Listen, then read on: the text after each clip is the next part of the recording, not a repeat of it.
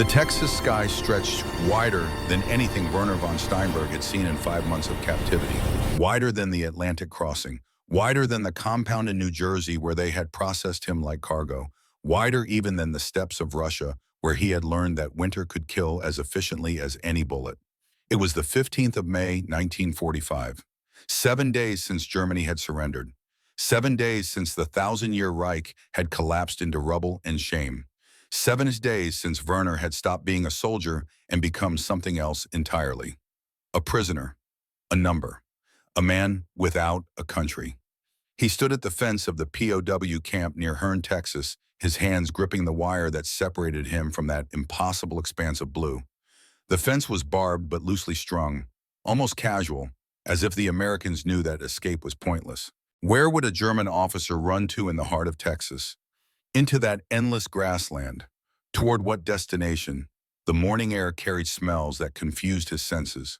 Not cordite, not the metallic stench of blood and diesel that had perfumed the Eastern Front. Instead, he smelled grass dried by sun, manure from distant cattle, and underneath it all, carried on a breeze that felt almost kind, the scent of meat cooking. Beef, maybe, or pork. Something rich and fatty that made his stomach clench with a hunger he had been ignoring for months. Behind him in the compound, other prisoners were waking. 300 German soldiers and officers, most captured during the winter offensive in the Ardennes, the Battle of the Bulge, the Americans called it. Germany's last desperate gambit. Werner had been there when it failed, had seen the endless columns of American tanks, the aircraft that blackened the sky. The supplies that seemed to materialize from nowhere as if the United States possessed some industrial magic that could conjure ammunition and gasoline and chocolate bars out of thin air. He had expected to die in that battle, had welcomed it even. Death with honor seemed preferable to this, survival without purpose, existence without the structure that had defined him since he was 17 years old. A truck approached the main gate. Dust rose behind it like a small storm. Werner watched with the dull interest of a man who had learned not to expect anything good from the universe. The truck was civilian, old but well-maintained. In the bed, 3 horses stood calmly, their reins tied to a rail. The gate opened. A man climbed out of the truck. Werner studied him with the instincts of a professional soldier. Late 50s perhaps, maybe 60, tall but not imposing. He wore boots scuffed by real work, jeans faded from sun and soap, a shirt with pearl buttons that caught the morning light. On his head sat a hat that Werner recognized from American films. A cowboy hat, pale felt sweat stained around the band. But it was the man's face that held Werner's attention. Deeply lined, weathered by wind and sun and something else. Something that looked like grief carved into flesh. The camp commandant, a bored-looking major named Collins, walked out to meet the cowboy. They shook hands, spoke in low voices. The cowboy glanced toward the prisoners gathered near the fence. His eyes swept over them without much interest, then stopped, locked onto Werner. For a moment, the two men stared at each other across 50 yards of Texas dirt. The cowboy's eyes were the color of winter sky, cold, assessing, filled with something that might have been hatred, or might have been pain, or might have been both. Then the moment broke. The cowboy turned back to the commandant, nodded, signed something on a clipboard. A guard approached Werner, young, barely old enough to shave, corporal stripes on his sleeve. Von Steinberg, Oberstleutnant Werner von Steinberg. Werner straightened instinctively. Old habits. Yes. Grab your things. You've been assigned to labor detail, Mr. Harrison's ranch. You'll be foreman. Werner's English was functional but accented. Foreman, I do not understand this word. Boss of the work crew. You speak the best English, so you're in charge of the other two.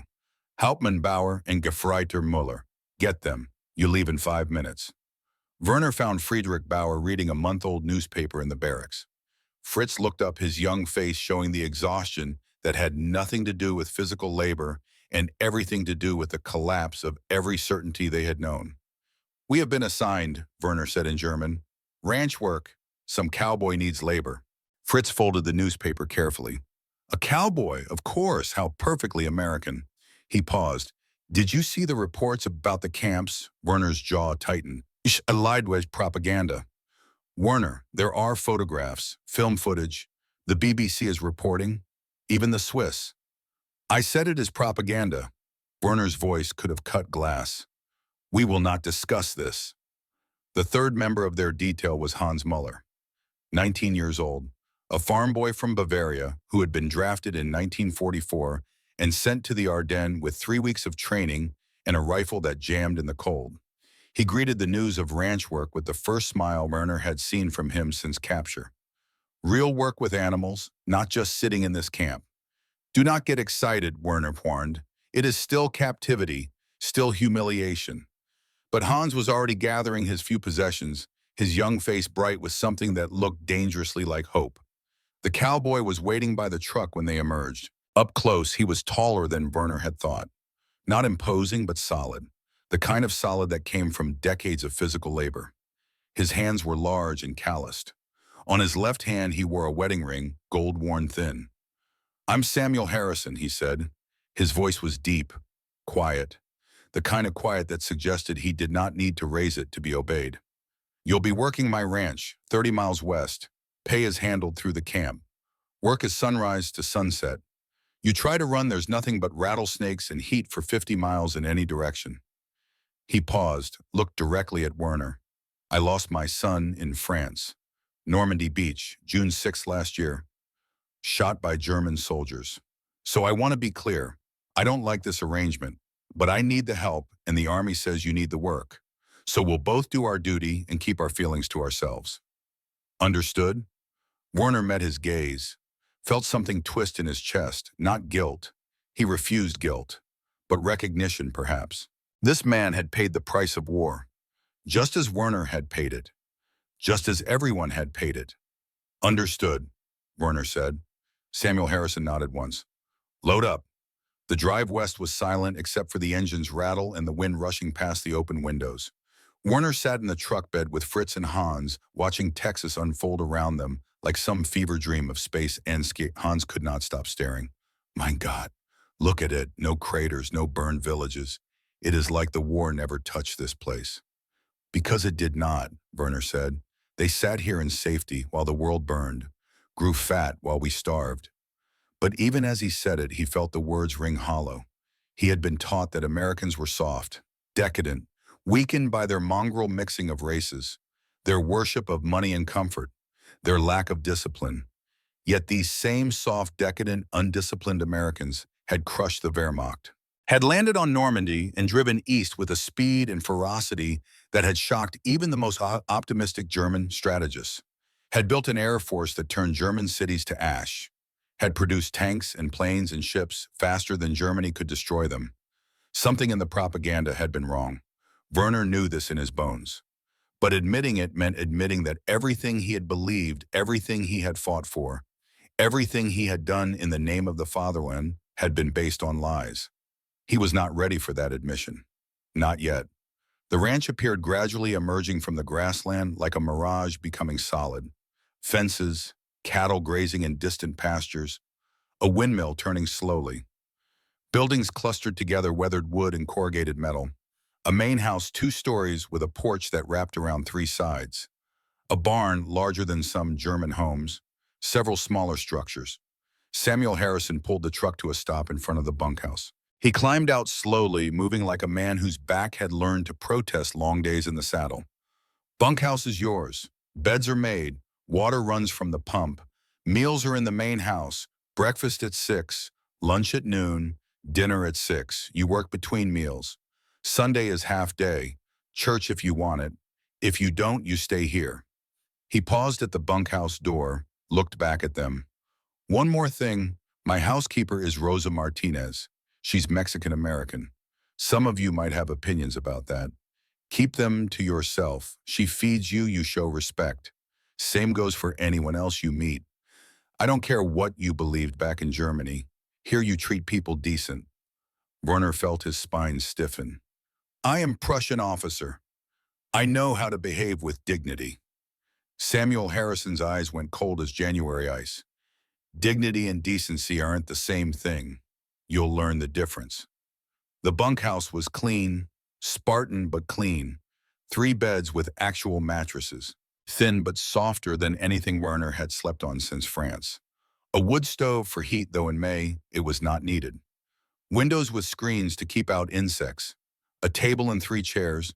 Hans sat on his bed and immediately lay back with a groan of pleasure. This is better than the barracks in training. Better than the camp in New Jersey. Fritz examined the window. No bars. The door has no lock on the outside. Werner understood what he was not saying. They could leave, walk out, attempt escape. The thought was automatic, but also pointless. Harrison had been right. Where would they go? We will not dishonor ourselves, Werner said. We are still soldiers. We gave our parole. The war is over, Werner, Fritz said softly. We are not soldiers anymore. We are just men trying to survive. Before Werner could respond, a bell rang, clear and loud, from the main house. They walked across the yard, 3 Germans in their prison uniforms with POWs stenciled on the backs in the white paint. Werner felt the urge to march in formation, to maintain some scrap of military bearing. But his body was too tired, his spirit too worn. The kitchen was larger than Werner had expected, a long table that could seat a dozen. Windows facing east to catch the morning light. The smell that hit him as he entered made his knees weak. Bacon, eggs, fresh bread, coffee so rich and dark it could have been mistaken for oil. Orange juice in a glass pitcher pulp floating like small clouds. Rosa Martinez was a woman in her 60s, her hair gray, but her movements efficient and practiced. She gestured to the table without speaking, laid out plates, silverware, napkins that were cloth, not paper. Werner sat, Fritz and Hans sat. They stared at the food like men seeing a miracle. A guard sat with them, the sergeant from the truck, a thick-necked man named Thompson. Bull Thompson, his name tag said. He served himself without ceremony and began eating. Hans reached for the bacon, hesitated, looked at Werner. Is it safe to eat? Werner wanted to say no, wanted to refuse this charity from the enemy, this abundance that mocked everything they had endured. But his stomach betrayed him. The smell was too much, and some part of him, the part that had been raised by a mother who died when he was 14, remembered what real food tasted like. Eat, he said. Hans took a strip of bacon, bit into it. His eyes closed, his face went slack, and then impossibly tears began streaming down his young cheeks. Mein Gott, he whispered. I forgot food could taste like this. Werner watched the boy cry over bacon, felt something crack inside his chest. When had they last eaten like this? Not since before the war. Not since the rationing began in 1942. Not since everything had been sacrificed for the Eastern Front, for the war effort, for victory that never came. He took a piece of bacon himself. The fat glistened. The edges were crisp. He bit down. Salt, smoke, richness that exploded across his tongue. His mother had made bacon on Sunday mornings before the cancer took her, before the depression destroyed his father, before everything had fallen apart and National Socialism had seemed like the answer to Germany's humiliation. The taste brought back a memory so vivid it hurt. Sunday breakfast in Prussia, winter sun through windows, his mother at the stove, his father reading the newspaper, young Werner setting the table. A world that had seemed stable, permanent, real. All of it gone now, all of it reduced to this. A German officer weeping internally over American bacon in a Texas kitchen while his country lay in ruins 3,000 miles away. He forced himself to swallow, to take another bite, to eat mechanically as if the food meant nothing, as if he was not tasting something that felt dangerously like kindness. Across the kitchen, Samuel Harrison stood in the doorway. Werner had not heard him enter. The cowboy was watching them eat with an expression Werner could not read. Not satisfaction, not cruelty, something else, something complicated. Their eyes met again, and Werner saw it clearly this time. Pain, this man was in pain, and feeding German prisoners, watching them cry over bacon while his son lay dead in France was costing him something. Werner looked away first, focused on his plate, on the eggs and bread and juice, on filling the emptiness that had nothing to do with hunger and everything to do with the sudden terrible realization that maybe, just maybe, he had been lied to about more than he could bear to acknowledge. Samuel Harrison turned and walked out, his boots heavy on the wooden floor, and Werner was left with the taste of bacon in his mouth and the weight of questions he was afraid to ask. After breakfast, the work began. Fencing needed mending along the eastern pasture. Miles of barbed wire strung between posts that had weathered decades of Texas storms. Werner had not done manual labor like this since he was a teenager. His hands, soft from months of captivity and years of officer's work, began bleeding within the first hour. Samuel Harrison worked beside them, not supervising from the shade, not delegating while he rested. The man was 52 years old and worked harder than Werner, harder than Fritz, harder than young Hans, who had grown up on a farm. The sun climbed, the temperature rose. By noon, it must have been 95 degrees. Werner's shirt was soaked through. His hands screamed. His back ached. Hans stumbled. Heat exhaustion. He went down on one knee, breathing hard. Samuel Harrison was there immediately. A canteen of water. A hand on the boy's shoulder. Easy, son. Drink. Take 10 minutes in the shade. Hans drank gratefully. Looked up at the cowboy with confusion clear on his young face. Thank you. Don't thank me. Just don't die of heat stroke. I've got enough death on my conscience. Werner watched this exchange, tried to fit it into his understanding of Americans. Propaganda had told him they were cruel to prisoners, vindictive, eager to humiliate and degrade the master race they so envied. But this was not cruelty. This was not humiliation. This was a man who had lost his son, treating enemy soldiers with basic human decency. And Werner did not know what to do with that information. By evening, when the sun finally began its descent and the heat started to break, Werner's entire body was one continuous ache. His hands were wrapped in cloth torn from an old shirt. Blood had seeped through in places. They returned to the main house for dinner. Werner wanted to collapse, to sleep for a week. But Rosa Martinez had prepared a meal that made breakfast look modest. Steak, thick and seared, mashed potatoes with butter melting into small pools, green beans, cornbread steaming from the oven, and for dessert, apple pie. Werner sat at the table and stared. Fritz sat beside him, equally stunned. Hans was already eating past the point of pretense or of pride. Bull Thompson, the guard, seemed amused by their reaction. Rosa cooks like this every night. Texas hospitality, boys. Get used to it. Every night, these Americans ate like this every single night. While Germany had been rationing since 1942, while civilians had been surviving on bread and potatoes and whatever could be scavenged, while soldiers at the front had gone days without proper food. Werner cut into the steak. The meat was tender, perfectly cooked. The taste was almost too much. Too rich after months of compound food and years of wartime rations. But it was the apple pie that broke through his defenses completely. Rosa brought it to the table still warm. The crust was golden and flaky. The apples inside were soft and sweet, laced with cinnamon and sugar. Werner took one bite, closed his eyes, and was transported, his mother's kitchen. 1931, before she got sick, before everything fell apart. She had made apple cake, Apfelkuchen, similar spices, similar sweetness. He had been 14, had helped her peel the apples. She had laughed at something his father said. The radio had been playing. Everything had been normal. Everything had been good. Then the depression had hit. Then his mother had gotten cancer. Then his father had lost everything and put a gun in his mouth. Then Hitler had come with promises of restored greatness. And Werner had believed, had wanted so desperately to believe. He opened his eyes. The apple pie was still there. The Texas kitchen, the American guard, the German prisoners eating food they did not deserve. And Werner thought just for a moment, what if everything I believed was backwards? What if the enemies were not the monsters? What if we were... He pushed the thought away, finished the pie, forced himself to show no emotion, to maintain the mask of Prussian dignity, even as something fundamental was beginning to crack beneath it. That night in the bunkhouse, Werner could not sleep. The bed was too comfortable, the silence too complete. No artillery in the distance, no screams of wounded, no orders being shouted. Just the wind outside and the occasional lowing of cattle and the soft breathing of Fritz and Hans, already deep in sleep.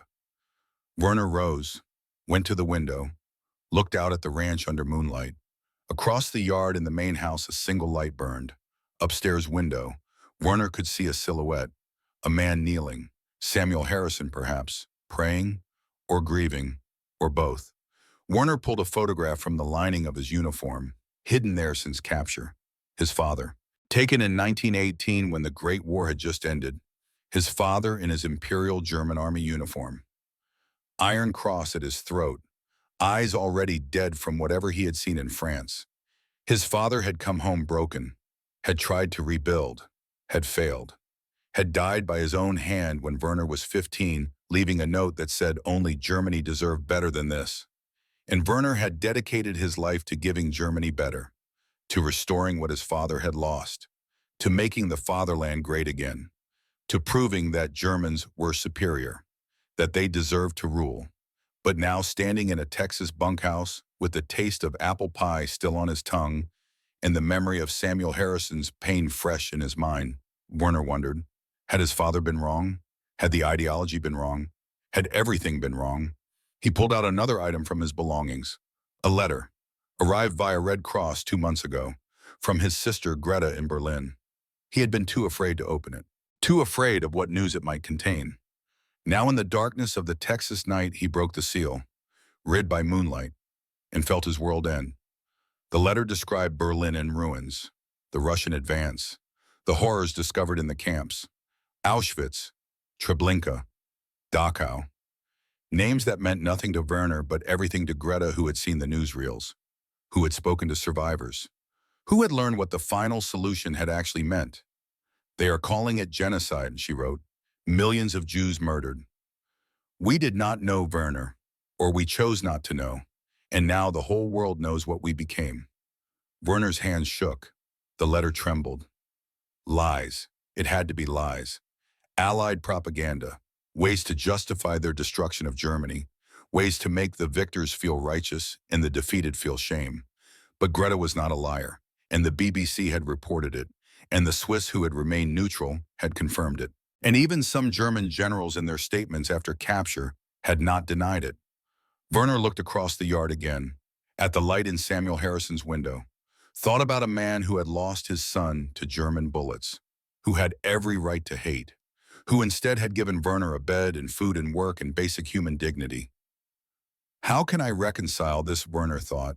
How can I hold both truths at once, that I served evil and that my enemy shows me kindness?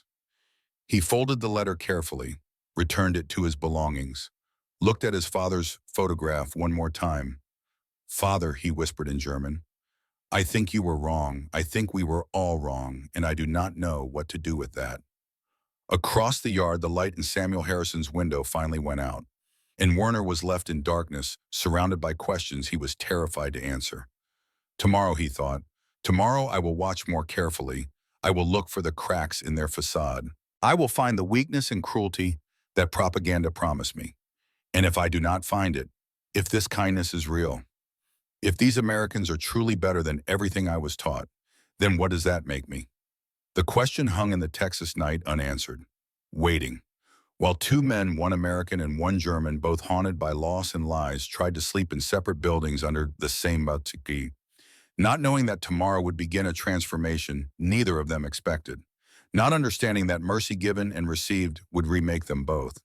The first day was ending, the first cracks were forming, and 4 months stretched ahead like a road toward redemption that neither man could yet see. Morning came too early. Werner's body protested every movement. Muscles he had forgotten existed announced their presence with sharp complaints. His hands wrapped in bandages Rosa had provided the night before throbbed with a dull persistence that matched his heartbeat. But the bell rang at 6, and soldiers did not ignore bells even when the war was over. And the soldiers were prisoners, and the bells summoned them to breakfast instead of battle. Samuel Harrison was already in the yard when Werner emerged from the bunkhouse. The cowboy stood beside 3 horses, their reins loose in his hands. The animals were calm, their coats glossy in the morning light. They looked well-fed, well cared for. Everything in America, Werner was beginning to notice, looked well cared for. Today, you learn to ride, Harrison said without preamble. Werner felt his spine straighten automatically. I am Prussian officer. I have ridden since childhood. The cavalry was my first posting. Harrison's expression did not change. Prussian horses are Aunt Texas horses. You'll learn our way. I do not need lessons from a cowboy. The words came out sharper than Werner intended. Old pride, the last defense of a man who had nothing left but his dignity. Harrison studied him for a long moment, then nodded. "We'll see." He brought the horses forward. For Hans, a gentle mare named Buttercup, her temperament as soft as her name. For Fritz, a calm gelding called Dusty, who stood patiently as if he had been waiting his whole life for a German doctor to climb on his back. For Werner, Harrison brought a stallion, black coat, white star on his forehead, muscles that moved like water under skin. The horse's name, Harrison said, was Thunder. Werner looked at the animal, saw the challenge. This was a test. The American wanted to humiliate him, wanted to watch the proud Prussian officer fail, wanted revenge for his son delivered through equine proxy. Fine. Werner had broken horses before, had ridden through Russian winters and Polish summers, had commanded cavalry units when the Wehrmacht still had horses to command. He would show this cowboy what Prussian training meant. He approached Thunder directly. No hesitation, no deference. He was an officer. He did not ask permission from horses or cowboys or conquered nations. Thunder's ears went back, a warning Werner ignored. He grabbed the saddle horn, put his foot into the stirrup, swung his leg over. Thunder exploded. The world became motion and sky and earth changing places. Werner felt himself launched, felt gravity reverse, felt the hard Texas dirt rise up to meet him with enthusiastic violence. He landed on his back. The air left his lungs in a rush. For a moment he could not breathe, could only stare up at the blue dome of sky while his body remembered how to process oxygen. Beside him he heard a sound he had not heard in months. Hans was laughing, trying not to but failing. The boy's shoulders shook with suppressed mirth. Fritz was more diplomatic. "Herr Oberstleutnant, are you injured?" Werner sat up slowly. Everything hurt, his pride most of all. He looked at Thunder, who stood calmly now, as if nothing had happened, as if throwing German officers was simply morning exercise. Samuel Harrison walked over, did not offer a hand, just stood there looking down. "Thunder doesn't like arrogance," Harrison said. "He's a mirror, shows you what you are." Werner climbed to his feet, tasted dirt. "What I am an officer of the Wehrmacht.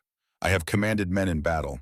I have—" "Right now," Harrison interrupted, his voice quiet and absolutely unmoved. "You're a man in the dirt, same as any other." The words hit harder than the ground had. Werner stared at this American cowboy, this simple rancher who had probably never left Texas, who had probably never commanded anything more complex than cattle, who was now teaching him, Werner von Steinberg, Oberstleutnant Iron Cross, recipient veteran of 3 fronts, about humility. The rage that rose in Werner's chest was familiar, comfortable.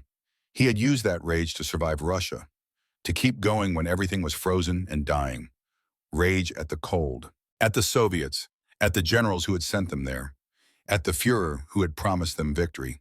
But looking at Harrison now, at his weathered face and winter sky eyes, Werner felt something else beneath the rage, something that felt dangerously like recognition. "Try again," Harrison said, "but different this time." Harrison demonstrated with Thunder. He approached slowly, spoke in a low voice that Werner could not quite hear, let the horse smell his hand, patted the powerful neck with a gentleness that seemed incongruous with his calloused palms, then mounted in one smooth motion. Thunder stood perfectly still, responded to slight pressure from Harrison's knees, turned, walked, stopped, all without fight, all without rebellion. Harrison dismounted, looked at Werner. "It's not about forcing respect. It's about earning it. Thunder doesn't care about your rank, doesn't care about your medals or your battles or how many men you commanded. He cares if you're honest, if you're gentle, if you treat him like a partner instead of a tool." Werner wanted to argue, wanted to say that control came from strength, from dominance, from the superior will imposing itself on the inferior. That was what he had been taught. That was how the world worked, but he was standing in Texas dirt with his uniform filthy and his pride in pieces. And the superior will had not saved Germany, had not won the war, had led to nothing but ruins and shame and millions dead. He approached Thunder again, slowly this time, his hand extended. Let the horse decide. Thunder's ears came forward, curious, the great head lowered, warm breath on Werner's palm. Then incredibly, the horse nickered softly. Werner touched the muscular neck. felt the life and heat beneath his hand. Spoke in German, the words coming without thought. Verzeihung, I apologize. I was arrogant. Thunder stood calm, accepting. When Werner mounted this time, the horse did not explode, did not throw him, simply stood waiting for direction. Werner felt something break in his chest, some barrier he had not known he was maintaining. He was sitting on an American horse on an American ranch, and the animal had taught him in 5 minutes what the Wehrmacht had failed to teach in 7 years. Strength was not domination. Control was not cruelty. Respect could not be taken. Only given, only earned. They rode out across the ranch, Harrison leading the 3 Germans following. The landscape opened around them in ways that made Werner's breath catch. He had seen the steppes of Russia, the forests of Poland, the mountains of Bavaria. But this was different. This space was not conquered or contested. It simply existed, vast and indifferent, and somehow generous in its indifference. Harrison stopped at a ridge that overlooked the ranch and the plains beyond. The view stretched to horizons that seemed impossibly distant. No cities, no smoke, no evidence of war, just grass and cattle and sky. My great-granddaddy came here in 1855, Harrison said. His voice was quiet, reflective. Nothing but buffalo and Comanche then. He built this ranch with his own hands, raised cattle, raised family, built something that lasted. He paused. His jaw worked. When he spoke again, his voice was rougher.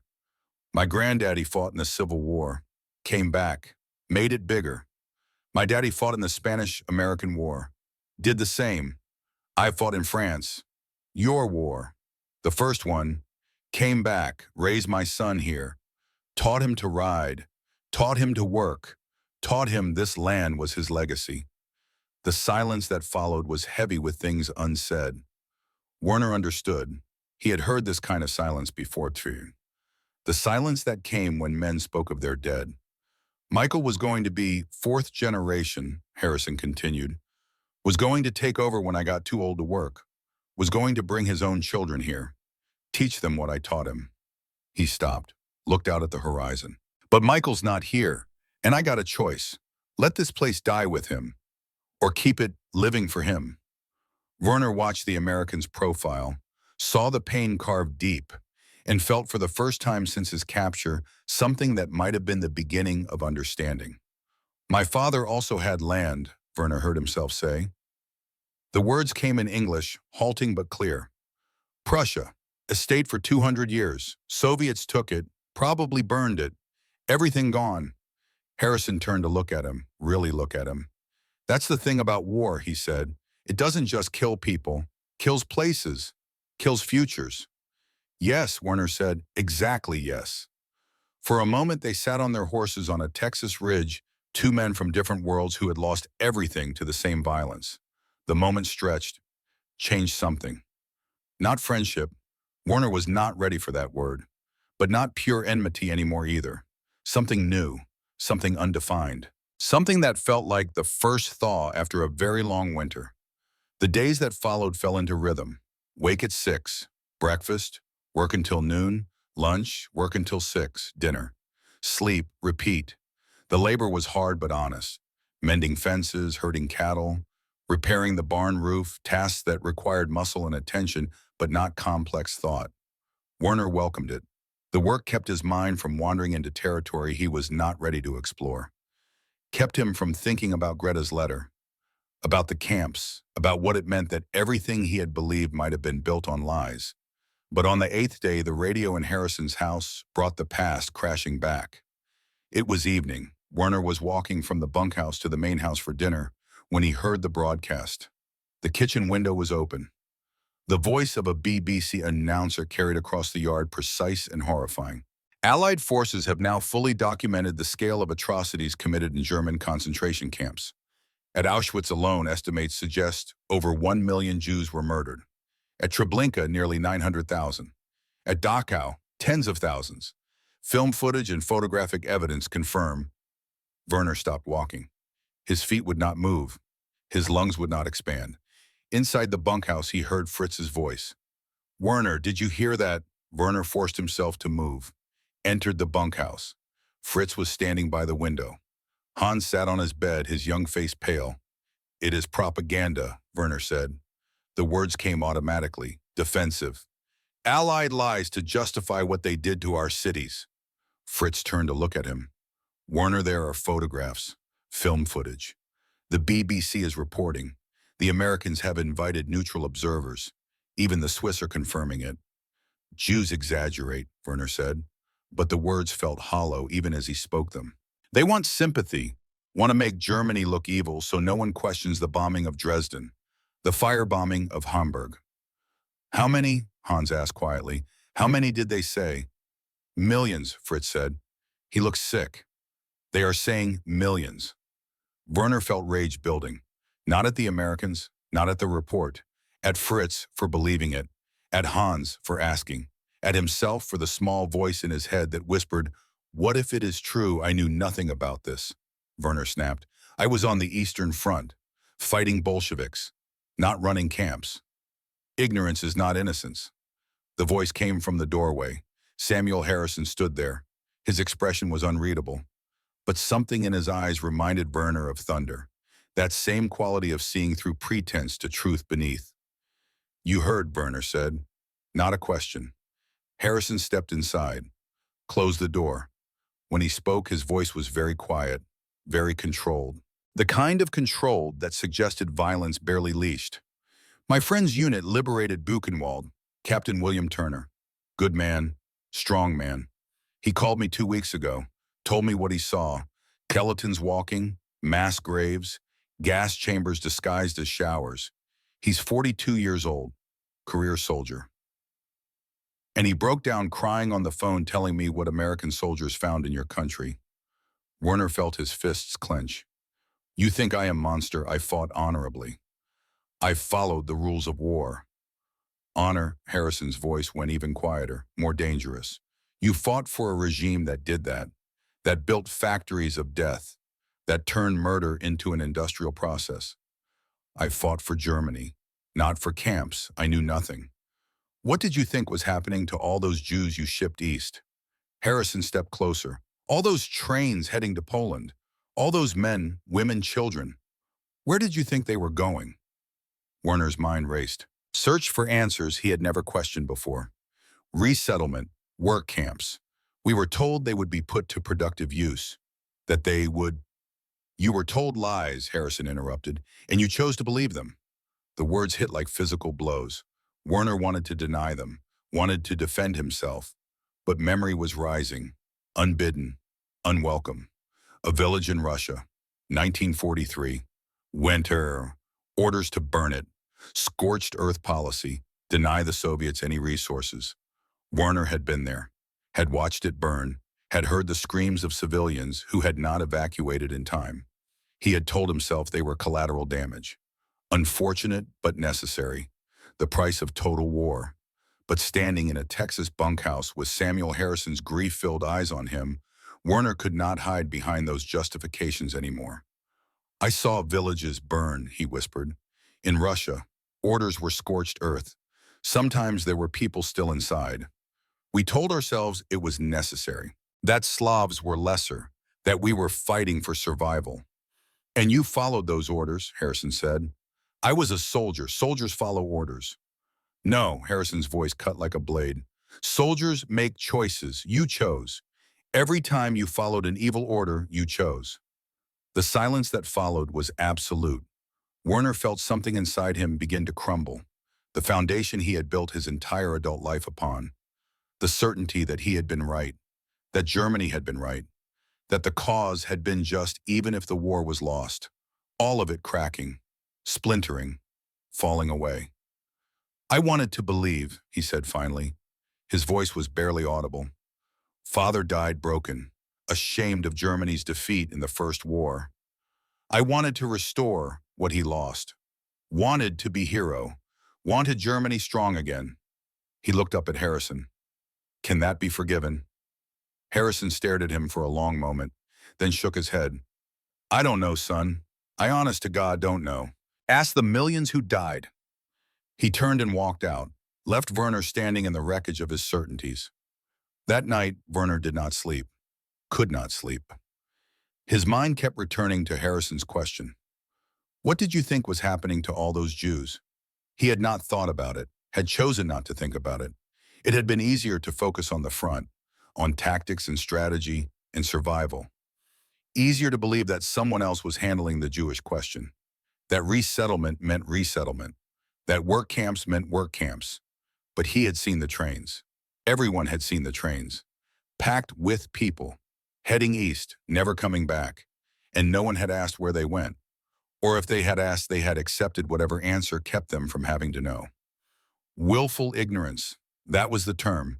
Werner had learned it from Fritz, who had studied philosophy before the war. Willful ignorance was not innocence. It was complicity by choice. Werner had chosen not to know, and millions had died in camps he pretended did not exist.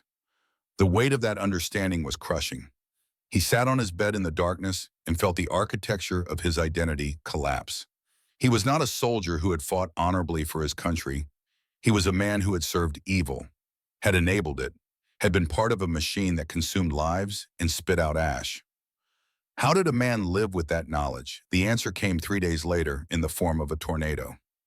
Texas weather, Werner had learned, was violent and sudden. The sky could go from blue to black in minutes. The temperature could drop 20 degrees in an hour. And when the storms came, they came with a fury that reminded him of artillery barrages. All sound and violence and terror. But this was different.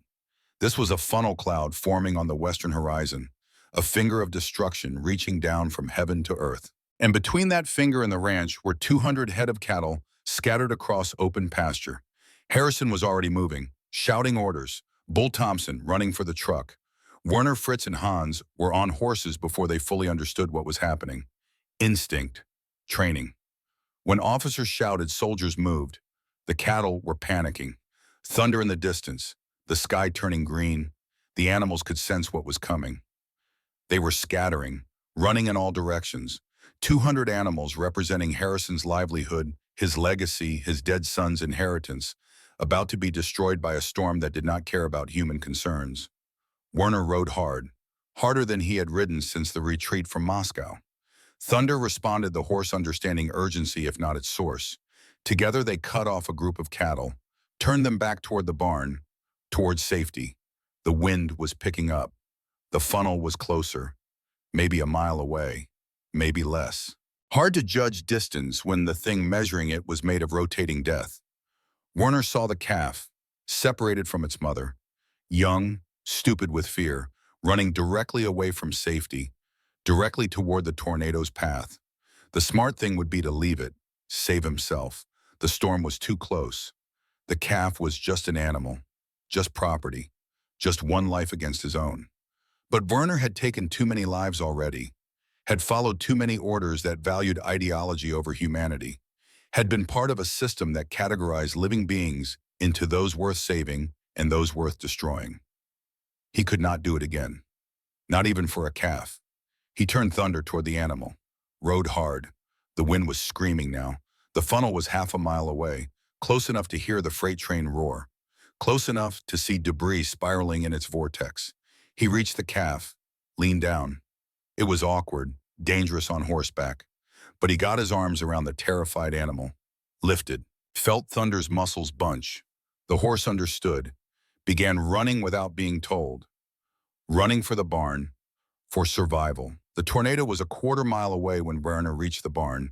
He handed the calf to its mother, watched them reunite with a tenderness that seemed absurd given the circumstances. Thunder was breathing hard. So was Werner. The wind was pulling at them, trying to drag them back out into the open. Harrison grabbed Thunder's reins, pulled them both inside, slammed the barn door. The tornado passed 50 yards from the barn. The world became noise. The building shook. Animals screamed. For 2 minutes that felt like 2 hours. Werner was convinced they would die, that the barn would explode, that this was how it ended. Killed by Texas weather while trying to save a calf he had no reason to care about. Then as suddenly as it had come, the storm passed. The roar faded. The shaking stopped. They were alive. Harrison was staring at him. Everyone was staring at him. That was the stupidest thing I've ever seen, Harrison said finally. You could have died. Werner was still breathing hard. The calf would have died. It's just a calf. No, Berner said. He met Harrison's eyes. It is life. I have taken too much life. Could not let another die. Not when I could prevent it. Harrison studied him. Something shifted in his expression, some calculation being made, some judgment being rendered. You really mean that, Harrison said. Werner nodded, too exhausted to lie, too shaken to maintain pretense. Mr. Harrison, I do not know what I believe anymore, but I know I am tired of death, tired of choosing death. If I can choose life even for a calf, then maybe I am not completely lost. That night, Harrison came to the bunkhouse. He carried a small wooden box, set it on the table without ceremony.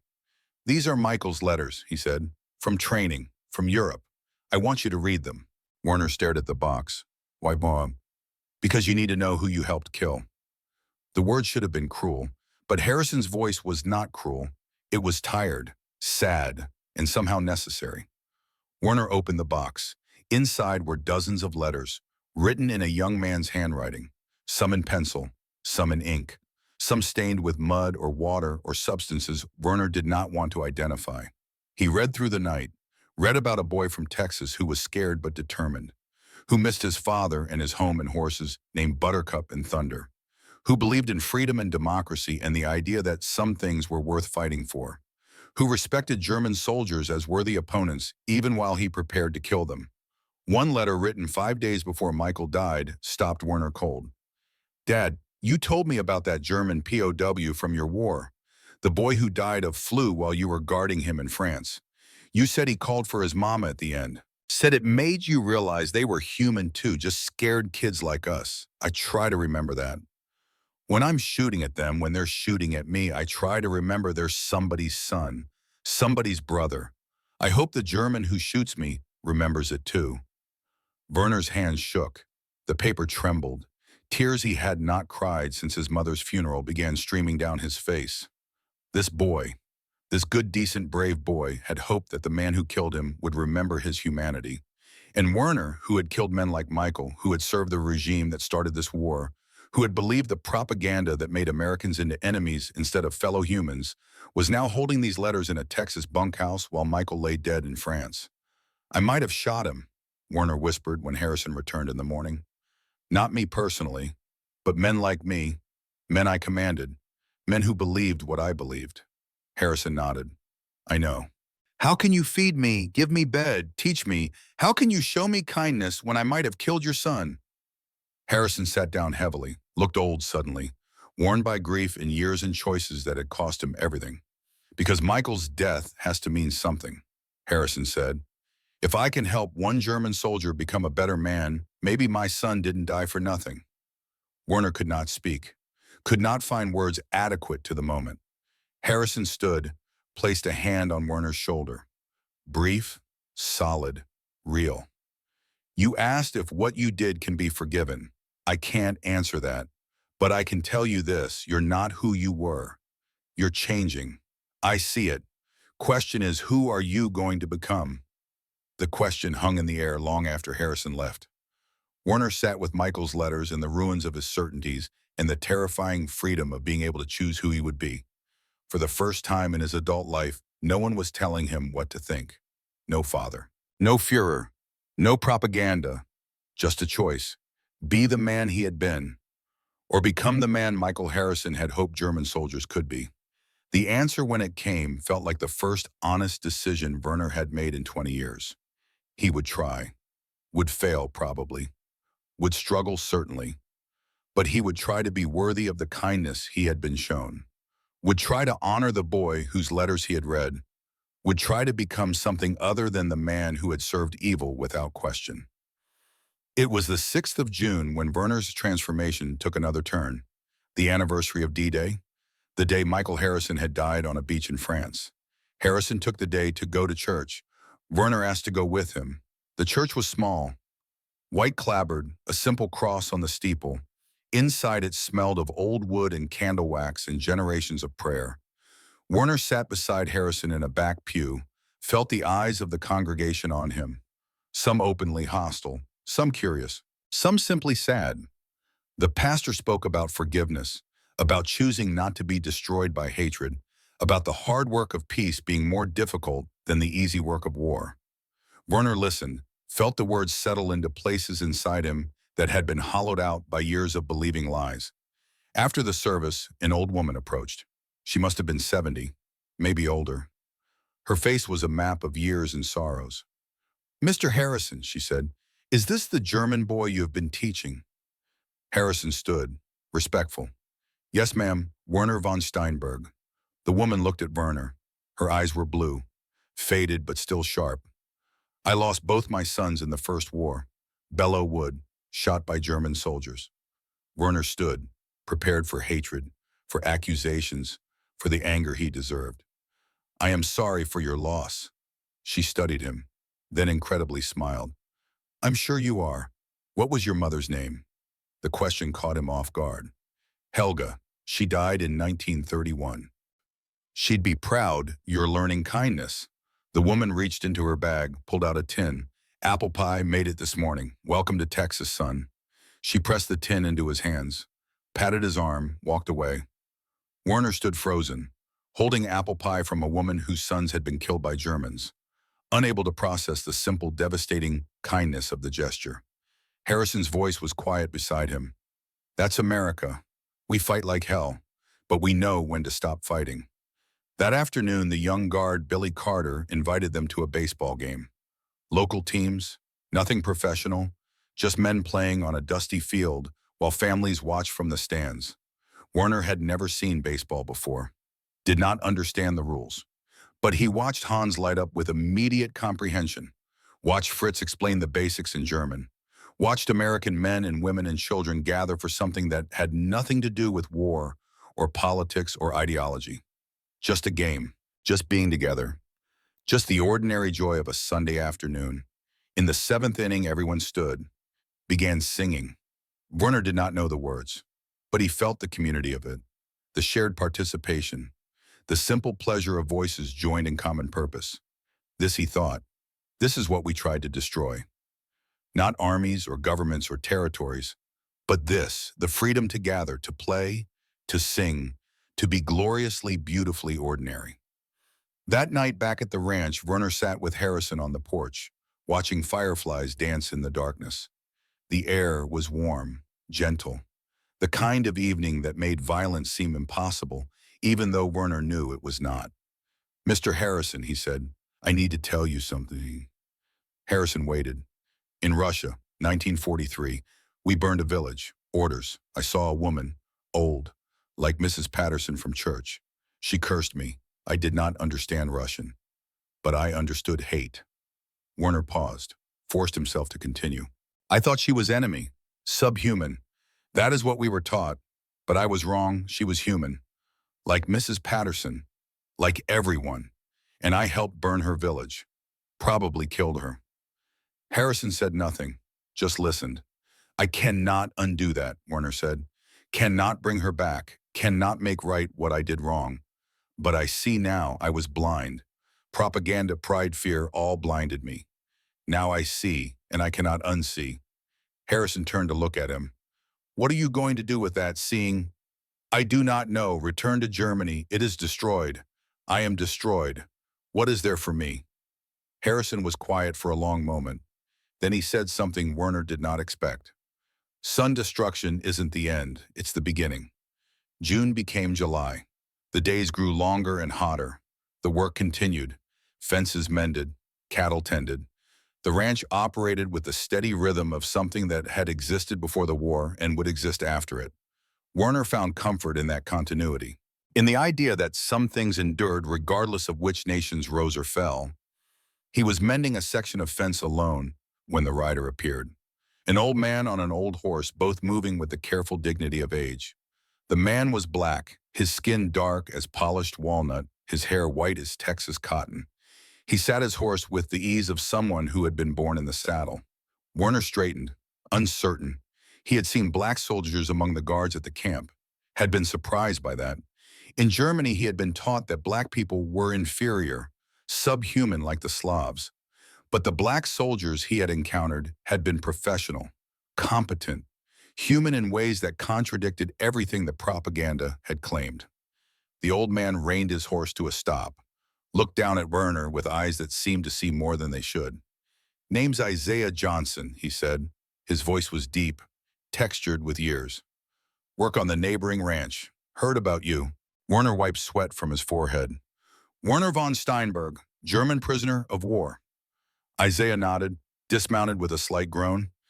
"Mind if I rest these old bones a spell? Horse needs water anyway." Werner gestured to the water trough, watched as Isaiah led his horse over. The old man moved slowly but with purpose. Everything deliberate, nothing wasted. "Sam Harrison's a good man," Isaiah said, not looking at Werner. "Lost his boy. That's a hard thing, hardest thing a man can face." "Yes," Werner said. "I know, he has told me." Isaiah turned then, studied Werner with an intensity that made him uncomfortable. "My son died too. Pacific Theater. Japanese killed him at Guadalcanal." Werner felt the familiar weight of grief settle between them. "I'm sorry for your loss." "You mean that," Isaiah said. "Not a question, an observation." "Yes, I have seen too much death. I am tired of it." Isaiah nodded slowly, pulled a canteen from his saddle, took a long drink, offered it to Werner, who hesitated only a moment before accepting. They shared water in silence. Two old men, though Werner was only 38 and felt ancient. "You know what's funny," Isaiah said finally. "My granddaddy was born a slave, 1862, freed after the war. My daddy was born free but couldn't vote in most places. Couldn't own land in some states. I fought in the First War, wore the same uniform as white men, bled the same blood, came back and still couldn't eat in half the restaurants. Still couldn't drink from white fountains." Werner frowned. This did not match what he had been taught about America. But this is America, land of the free, equal for all. Isaiah's laugh was bitter but not unkind. "For some son, not for me, not fully. Jim Crow laws, segregation. I'm still fighting for freedoms I supposedly already have." Werner felt his understanding of America already shaken crack further. "But I thought America was perfect, that you were the good ones, better than Germany." "Perfect." Isaiah shook his head. "No, sir, we're not perfect, far from it. But here's the difference." He leaned forward, made sure Werner was listening. "In your Germany, if I protested, if I spoke up about injustice, what would happen?" Werner thought of the camps Greta had written about, of the political prisoners, of what happened to those who questioned the Reich. "You would disappear. You would die." "Exactly. Here I can protest, can fight for better, can vote in some places, working on the rest, can speak my mind without getting shot. It's slow. Lord knows it's slow, but it changes. My grandson will have it better than I did. His children better still. That's the difference, son. Not perfection. Progress." Werner sat down on the grass. His mind was reeling. "You are saying America is honest about being imperfect." "That's exactly what I'm saying. Germany pretended to be the perfect race. Killed millions trying to prove it. America knows it's not perfect. Keeps trying to get better. Which would you rather believe in?" The question hung in the hot July air. Werner thought about it. Really thought about it. Germany had promised perfection through purity, through elimination of the weak and the different in the other. And it had led to camps and genocide and a nation in ruins. America, with all its flaws and contradictions and unfinished business, at least admitted it had work to do. At least allowed people like Isaiah to fight for change. At least held the promise that tomorrow could be better than today. "I want to stay," Werner said. The words came without planning, but once spoken, he knew they were true. "I want to stay in America. I want to be part of the trying." Isaiah smiled. "Then you better ask Sam. Man's been waiting for you to figure that out."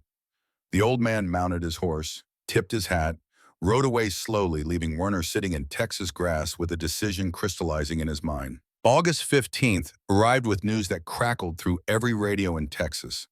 Japan had surrendered. The war, all of it, every theater, every front, was finally over. At the POW camp, guards and prisoners alike celebrated with the careful caution of men who had learned not to trust good news too quickly. But the celebration was real. The war was done. Soon the camps would close. The prisoners would be repatriated, sent back to whatever remained of Germany, to the rubble, in the hunger, and the shame. Werner found Bull Thompson in the camp office. "I want to stay. Can Mr. Harrison sponsor me?" Bull looked up from his paperwork, studied Werner for a long moment. "That's a big decision." "You sure?" "I am sure." "Better ask him yourself. Man's at his son's grave." Werner knew where that was, a small plot on a hill overlooking the ranch. He had passed it many times but never approached, had not felt he had the right to stand on ground made sacred by American sacrifice. But now he walked up that hill, found Samuel Harrison kneeling beside a simple marker. The stone was plain, just a name and dates. Michael Harrison, 1922 to 1944, beloved son. Werner stood at a respectful distance, cleared his throat. Harrison did not turn around. "Figured you'd come eventually. Mr. Harrison, may I speak?" "Free country." Werner took a breath. "I have decided. I want to stay in America. I want to work this ranch, learn your ways. I want to honor your son's memory by becoming the man he hoped German soldiers could be." Harrison was silent for so long, Werner thought he might not respond at all. Then quietly, "Why?" "Because I have nothing in Germany. My family is dead or scattered. The country I knew is destroyed. But more than that." Werner paused, searched for words in English that could carry the weight of what he felt. "I have everything to learn from America. Not just work, but how to be free, how to forgive, how to rebuild, how to be better than what I was." Harrison still did not turn. His shoulders were shaking slightly. Werner realized with shock that the man was crying. "You know what today is?" Harrison said, his voice rough. "VII Day. War's completely over. Michael's been dead 14 months. War's done, but he's still gone. I know, and I am sorry. Sorrier than I can say." "Sorry doesn't bring him back." Harrison turned then. His face was wet with tears, raw with grief. "You want to honor him? You want to work this ranch. You know what that means. Living where he grew up, sleeping where he slept, riding his horse, Thunder, using his tools, doing the what that should have been his." His voice rose, broke. "How can I watch you live the life he should have had?" Werner had prepared words, speeches, arguments. But confronted with his father's naked pain, all of them seemed inadequate. Instead, he reached into his pocket, pulled out a letter he had written over the past weeks, drafted and redrafted until every word felt true. "Please," he said simply, "read this." Harrison took the letter with shaking hands, read it while standing at his son's grave. Werner had written it in English using a dictionary to make sure every word was correct. The letter said what Werner could not say aloud, that he could never undo the past, could never bring Michael back, could never erase his service to evil, but that he could live the life Michael would have wanted a German soldier to live, not in conquest or pride, but in humility and service in pursuit of good, that he was proof German soldiers could change, could learn, could become better, that if Harrison let him stay, he would work the land in Michael's name, would tend the cattle Michael had loved, would mend the fences Michael had built, would carry on the work Michael would have done, not to replace him. No one could replace him, but to honor him. And that maybe in 40 years when Werner was an old man dying in Texas, he could meet Michael in whatever came next and say, "I did not waste the second chance your father gave me." Harrison finished reading, folded the letter carefully, looked at his son's grave for a long moment, then at Werner. "He would have liked you," Harrison said finally. His voice was soft, broken, but somehow healing. "Once you stopped being a Nazi, once you learned to be a man, he would have liked you." Werner felt tears streaming down his own face. "I think I would have liked him too." Harrison extended his hand, not as guard to prisoner, not as victor to vanquished, but as one man to another, as family maybe, or the beginning of family. "Welcome to Texas, Werner." They shook. And standing at Michael Harrison's grave on a hot August day in 1945, something fundamental shifted in the universe. Hatred became understanding. Enemy became friend. And two broken men found a way to help each other heal. The years that followed were not easy, but they were good. Werner learned English properly attending night classes in town while working the ranch during the day. He studied American history, the real history, not the propaganda version. Learned about the Revolution and the Constitution and the long, messy, ongoing struggle to make the promises of that Constitution real for everyone. He saved his wages, applied for permanent residency. In 1947, with Samuel Harrison testifying at the immigration hearing, it was approved. The judge, an old man who had served in the First War, looked at Werner across the bench. "You understand what you're doing? You'll never be German again. Not really. You'll be American. Or you'll be nothing." Werner thought about his father's estate in Prussia, now part of Poland, about the Reich that had promised 1,000 years and lasted 12, about everything he had lost and everything he had found. "I understand, Your Honor. I want to be American." The gavel came down, and Werner von Steinberg became Werner von Steinberg, resident alien on a path to citizenship. In 1948, Samuel Harrison's arthritis worsened. The work became harder for him. One evening on the porch, he made Werner an offer. "I want to make you a partner. 25% ownership. You've earned it." Werner stared at him. "I cannot accept this. It is too much." "It's not a gift. It's business. You work, you own. That's how America works." Werner accepted. The ranch became the Harrison von Steinberg Ranch. Two names joined, two legacies merged. The irony was not lost on either of them. An American cowboy and a German officer building something together from the ruins of war. In 1949, Werner met Julia Martinez at church. She was Rosa's niece, a school teacher, 28 years old with dark eyes and a directness that reminded him of Samuel Harrison. She did not care that he had been a German officer, did not care about his past. "That was then," she said. "Who are you now?" Werner thought about the question. "I am trying to be a good man." Julia smiled. "Trying is a good start." They married in 1950. Small ceremony in the same church where Mrs. Patterson had given Werner apple pie 5 years earlier. Samuel Harrison walked Julia down the aisle, her own father having died years before. When Harrison placed Julia's hand in Werner's, he leaned close and whispered, "5 years ago I hated you. Today I'm proud to call you son." Werner cried at his own wedding, cried for the life he never thought he would have, for the family he never thought he deserved, for the America that had given him a second chance when he had earned nothing but punishment. The years passed, good years, hard years, years of droughts and storms and market fluctuations and all the normal struggles of ranch life, but also years of laughter, of Sunday dinners, of watching the land produce life instead of consuming it, of building instead of destroying. In 1951, Carl was born, Werner's son, an American citizen by birth. Werner held the tiny body in his large calloused hands and made a silent vow.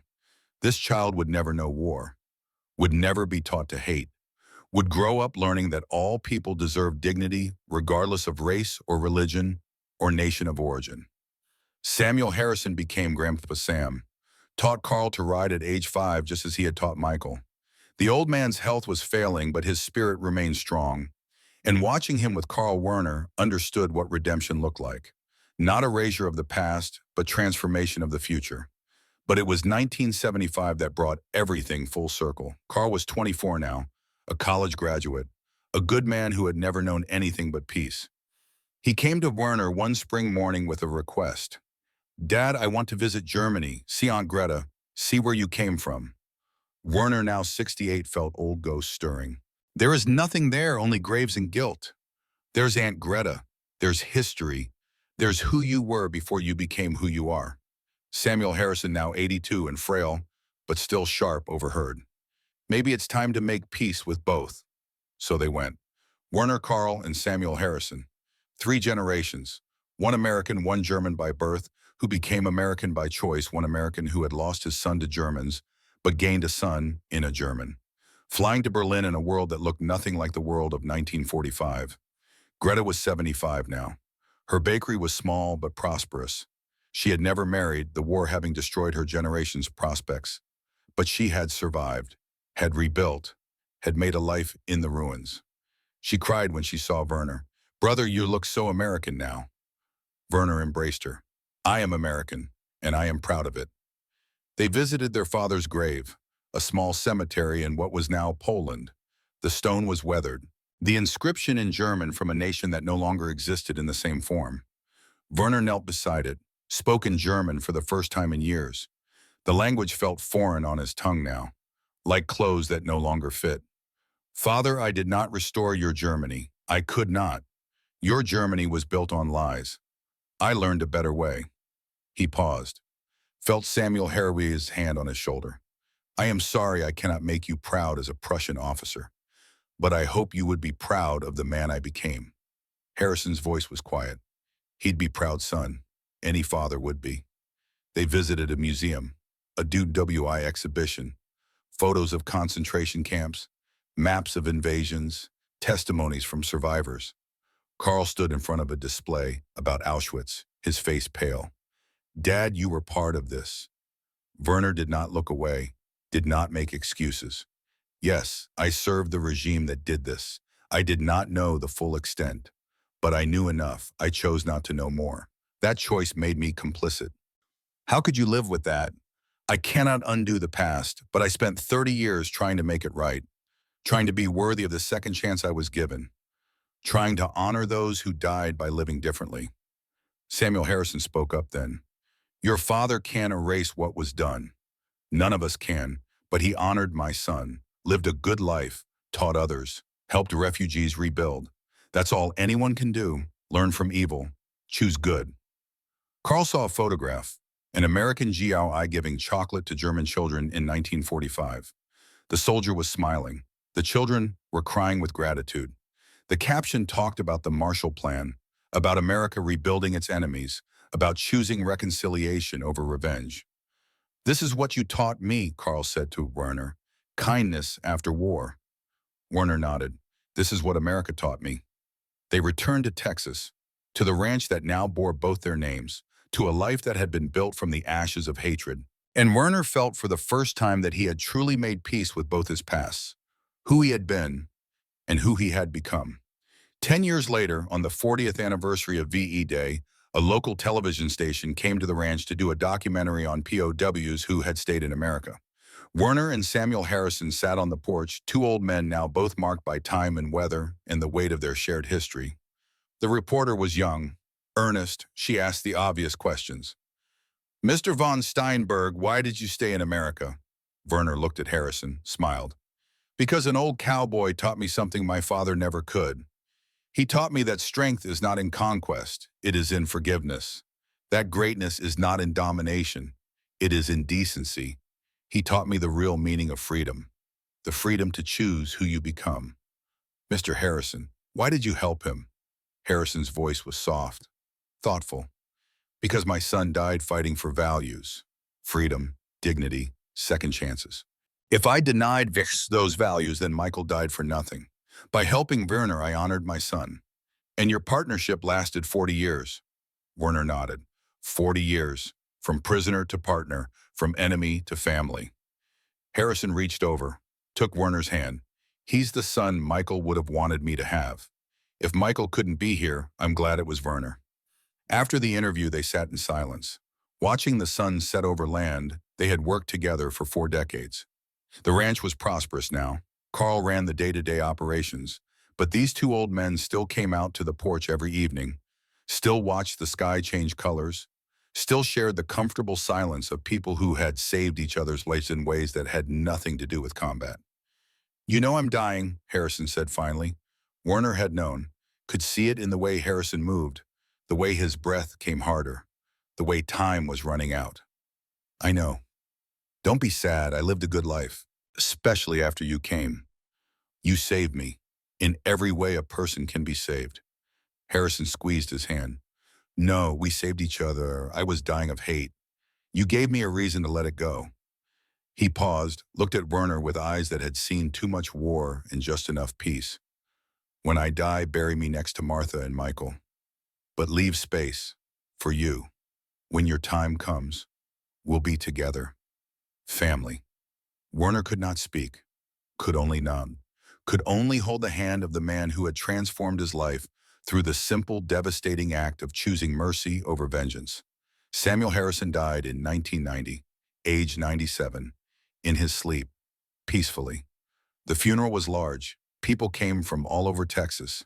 Men and women he had helped over the decades. Lives he had touched. Legacy he had built. Werner stood at the grave and delivered the eulogy. Spoke about a man who had lost his son but gained a world. Who had chosen to heal instead of hate. who had shown an enemy what it meant to be truly strong, and true to Harrison's request, they left space, next to Martha and Michael, for Werner, when his time came. 5 years later, that time was approaching. Werner was 88, his health was failing. Julia had died 2 years before.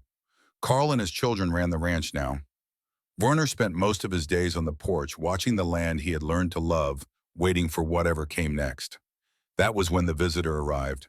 An old man, perhaps 75, drove up to the ranch in a rental car. He walked slowly using a cane, but his eyes were bright, alive with purpose. "I'm looking for Werner von Steinberg," he said to Carl. "I'm Thomas Mitchell. I fought with Michael Harrison, was there when he died." Carl went pale, ran to get Werner. Werner came to the door, looked at this stranger. "You knew Michael." "Knew him, fought beside him, was with him at Omaha Beach." Thomas's voice shook. "I've wanted to meet you for 50 years. They sat on the porch where Werner and Samuel Harrison had sat for 40 years, where decisions had been made and lives had been changed and healing had occurred. "Tell me," Werner said. "Please tell me about his last moments." Thomas took a breath. "We were pinned on the beach, machine gun fire. Michael saw me get hit. He dragged me to cover, got shot doing it, died in my arms." Werner closed his eyes, imagined it, the beach, the blood, the boy from Texas dying far from home. His last words, Thomas continued, were, "Tell my dad I died brave. Tell him I'm proud to be American." Werner felt tears streaming down his weathered face.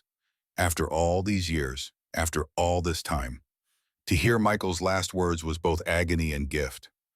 "I visited Sam in 1950, Thomas said. Told him about Michael. He told me about you. Said a German officer was living Michael's legacy. I didn't believe it. Thought it was impossible. German officer honoring American soldier." Thomas pulled out papers, articles, clippings. "But I followed your life. Read about the ranch, the refugee sponsorships, the community work, the 47 people from Germany and Vietnam and Bosnia you helped rebuild their lives." He looked at Werner with tears in his own eyes. "You did it. You honored him. For 50 years you honored him." Werner could barely speak. "I tried. Every day, I tried. Michael would be happy. I know it. He believed people could be better, that even enemies could become friends. You proved him right." Thomas handed Werner a photograph. Two young soldiers in uniform, smiling, arms around each other's shoulders. Michael Harrison and Thomas Mitchell. The day before D-Day. "Keep this. You've earned the right to remember him too." That night, Werner sat alone on the porch, surrounded by photographs. His father in WWI uniform, representing a past he had left behind. Samuel Harrison and Werner shaking hands, representing transformation. Michael and Thomas smiling, representing the legacy he had tried to honor. Julia and Carl and grandchildren, representing the future he had helped build. He thought about the journey, from Prussian officer to American rancher, from Nazi true believer to man who understood that all humans deserve dignity, from enemy to family. He thought about Samuel Harrison's question all those years ago. Who are you going to become? And Werner understood that he had spent 50 years answering that question, had become a man who chose life over death, kindness over cruelty, building over destroying, had become American not by birth but by choice, by daily decision to embody the values that had saved him. The next morning, Carl found him on the porch, still in his chair, still holding Michael's photograph, still wearing the peaceful expression of a man who had made his peace with the universe.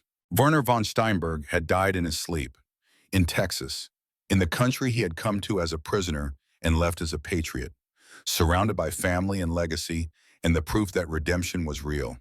They buried him next to Samuel Harrison, next to Martha and Michael. Family as promised. His gravestone was simple, just a name and dates and a single line that Samuel Harrison had requested years before. Samuel Harrison's stone read, "He taught an enemy to be a friend." Werner's stone beside it read, "He learned." And the ranch continued, run by Werner's grandchildren now, a symbol of the truth that hatred could be transformed into hope, that enemies could become family, that the hardest thing and the best thing were often the same thing, choosing to forgive, choosing to heal, choosing to be better than the worst things that had been done to you. This was the promise of America. perfection, but the audacity to believe that even the worst could become better. The courage to forgive the unforgivable. The wisdom to see enemies as future friends. Werner von Steinberg had been German by birth, Prussian by blood, Nazi by indoctrination. But he had died American by choice, and it was the best choice he ever made.